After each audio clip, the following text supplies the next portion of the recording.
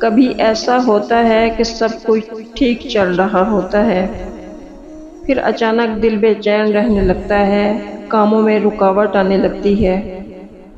کیا ہر ایسی کیفیت کو نظر بد سمجھ لینا درست ہے؟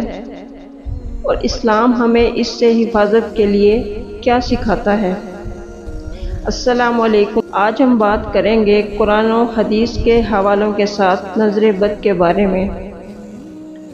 زندگی میں سب کچھ بہت اچھا چل رہا تھا، گھر میں سکون تھا، صحت اچھی تھی، کام آسانی سے ہو رہے تھے، دل خوش تھا، لیکن پھر اچانک حالات بدلنے لگے، دل بے چین رہنے لگا، گھر میں بے سکونی محسوس ہونے لگی، کسی نعمت کے چھن جانے کا خوف پیدا ہونے لگا کہ کیوں کچھ خوشیاں دیر تک نہیں رہتی، کیوں سب کچھ ٹھیک ہوتے ہوئے بھی ایک دم سب کچھ بگڑ جاتا ہے۔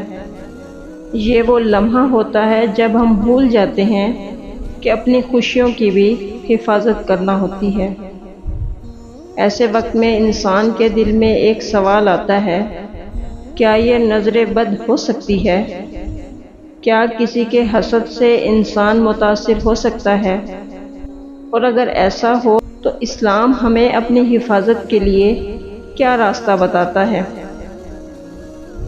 حضرت علی رضی اللہ عنہ نے فرمایا کہ اپنی خوشیوں کی حفاظت کرو، سب کو سب کچھ نہ بتاؤ، نظر بد بھی ہوتی ہے اور یہ بہت بری ہوتی ہے۔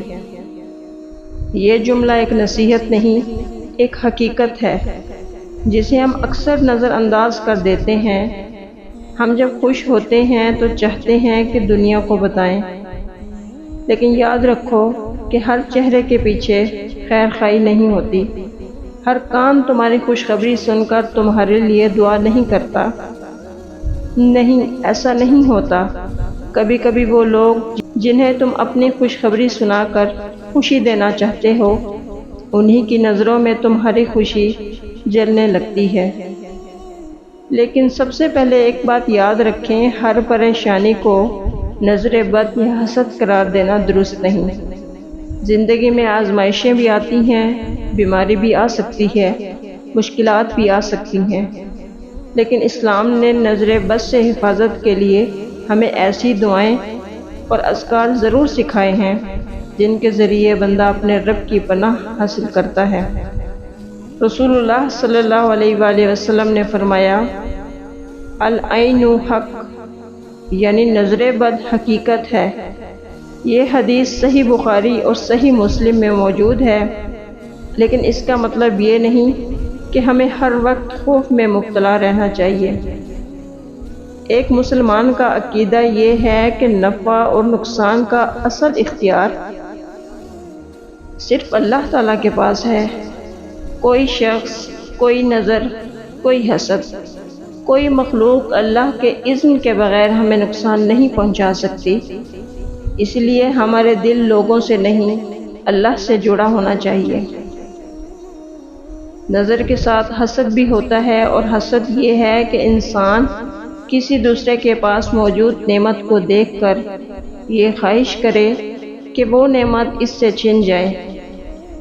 کسی کے پاس رزق ہے، کسی کے پاس صحت ہے، کسی کے پاس خوبصورت اولاد ہے، کسی کے پاس کامیابی ہے، کسی کے پاس سکون ہے، اور انسان اپنے دل میں یہ چاہنے لگے کہ اس کے پاس یہ کیوں ہے، کاش یہ نعمت اس سے چھن جائے۔ یہ حسد ہے۔ قرآن ہمیں حسد سے اللہ کی پناہ مانگنا سکھاتا ہے۔ سورۃ الفلق کے آخر میں اللہ تعالیٰ فرماتا ہے، اور حسد کرنے والے کے شر سے جب وہ حسد کرے۔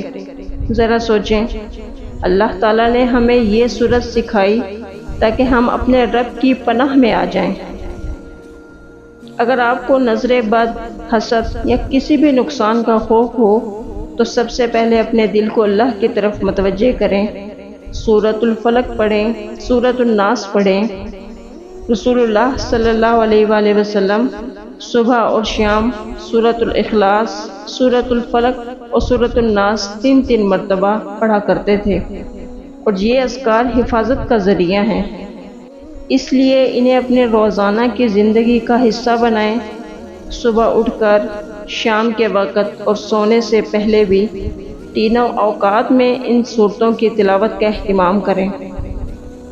اگر آپ اپنے بچوں کے لیے پریشان رہتی ہیں تو انہیں خوف زدہ کرنے کی بجائے اللہ کی پناہ میں دیں۔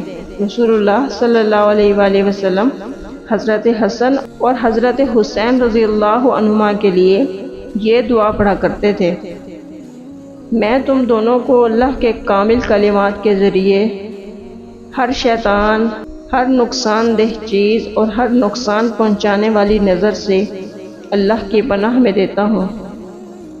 آپ اپنے بچوں کے لیے اللہ سے حفاظت کی دعا کریں، لیکن ساتھ ہی انہیں یہ یقین بھی دیں کہ ہمارا محافظ اللہ ہے۔ اگر آپ کسی کے گھر، بچے، صحت، خوبصورتی، کامیابی یا کسی نعمت کو دیکھیں اور وہ چیز آپ کو اچھی لگے تو اپنے دل کو حسد سے بچائیں، اس کے لیے برکت کی دعا کریں۔ مثلاً کہیں: ماشاء اللہ، اللہم بارک، جو اللہ نے چاہا، اے اللہ اس میں برکت عطا فرما۔ دوسروں کی نعمت دیکھ کر دل میں یہ نہ کہیں اس کے پاس کیوں ہے، بلکہ کہیں: یا اللہ اسے بھی برکت دے اور مجھے بھی اپنے فضل سے عطا فرما۔ یہ سوچ دل کو حسد سے پاک کرتی ہے۔ اور اگر کبھی آپ کو اپنے دل میں کسی کے لیے حسد محسوس ہو تو مایوس نہ ہو، فوراً اپنے دل کو پکڑیں، اللہ سے کہیں: یا اللہ میرے دل کو پاک کر دے۔ جس شخص سے حسد محسوس ہو رہا ہے اس کے لیے بھی دعا کریں: یا اللہ اس کی نعمت میں برکت دے۔ یہ کام شروع میں مشکل لگے گا، لیکن آہستہ آہستہ دل بدلنے لگے گا، کیونکہ مومن صرف دوسروں کی نعمت چھیننے کی خواہش نہیں کرتا، بلکہ اللہ کے فیصلے پر راضی ہونا سیکھتا ہے۔ کبھی کبھی لوگ اپنی ہر پریشانی کو نظر بد قرار دے دیتے ہیں۔ بیماری ہوئی، نظر لگ گئی، کاروبار میں نقصان ہوا، کسی نے حسد کیا، گھر میں مسئلہ ہوا، کسی کی بری نظر ہے۔ یہ رویہ درست نہیں۔ اسلام ہمیں نظر بد سے پناہ مانگنے کی تعلیم دیتا ہے، لیکن ساتھ ہی اسباب اختیار کرنے کی بھی تعلیم دیتا ہے۔ بیماری ہو تو علاج کریں، گھر کا مسئلہ ہو تو حکمت سے حل کریں، مالی نقصان ہو تو اپنی غلطیوں کا جائزہ لیں، اور ہر حال میں اللہ سے مدد مانگیں، یعنی دعا بھی اور درست کوشش بھی۔ اصل حفاظت کسی تعویذ، کسی چیز یا کسی انسان کے ہاتھ میں نہیں، اصل حفاظت اللہ تعالیٰ کے ہاتھ میں ہے۔ آپ جتنا اللہ کے قریب ہوں گے اتنا ہی آپ کا دل مضبوط ہوگا۔ آپ کو ہر شخص سے خوف نہیں رہے گا، آپ ہر مشکل کو دیکھ کر ٹوٹیں گے نہیں، آپ کہیں گے میرا رب میرے ساتھ ہے۔ قرآن میں اللہ تعالیٰ فرماتا ہے: اور جو اللہ پر بھروسہ کرے تو وہ اس کے لیے کافی ہے۔ یہی توکل ہے۔ بس ہمیشہ دوسروں کے لیے بھلائی چاہو، چاہے وہ تم سے آگے کیوں نہ نکل جائے، کیونکہ اللہ کے خزانوں میں کمی نہیں۔ اگر کسی کو دیا ہے تو تم سے چھین کر نہیں دیا، اور جب تمہیں دے گا تو اس کے خزانوں میں کمی نہیں ہوگی۔ جانتے ہو زندگی کا سب سے بڑا سکون تب ملتا ہے جب تم موازنہ کرنا چھوڑ دیتے ہو، کیونکہ ہر انسان کی آزمائش الگ ہے۔ کسی کو دولت کا، کسی کو سکون قلب کا، کسی کو صحت کا، کیونکہ تم نہیں جانتے کہ کون راتوں کو رو کر سویا ہے اور کس نے رلایا ہے۔ تو پھر کیوں اپنے دل کا کسی دوسرے کے دل کے ساتھ موازنہ کرتے ہو؟ یاد رکھو، اللہ کبھی کسی کا حق ضائع نہیں کرتا، بس ہر چیز کا ایک وقت مقرر ہے اور وہ اسی بہتر وقت عطا کرے گا۔ حسد سے کبھی سکون نہیں ملتا۔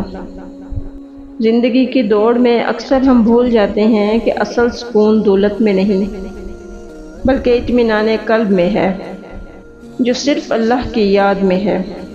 جب انسان دنیا کی حقیقت جان لیتا ہے تو پھر وہ سخت جان ہو جاتا ہے۔